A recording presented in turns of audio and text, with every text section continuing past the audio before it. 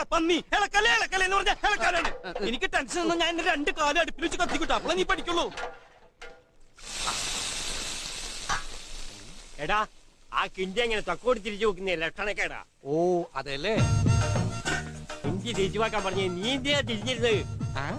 ആ കിണ്ടിന്നാണല്ലേ പറഞ്ഞത്. ഞാൻ കേട്ടത് കുണ്ടിന്നാ. സോറി തെറ്റിദ്ധരിച്ചു. ആ അങ്ങനെ വെക്ക്. കിണ്ടിയുടെ വാൾ തക്കോട്ട് വെക്കുന്നത് ഉദയത്തിലേക്ക് മാത്ര. ഈ ചട്ടു എങ്ങനെ തക്കോട്ട് തിരിച്ചു വെക്കാൻ മുത്തച്ഛ?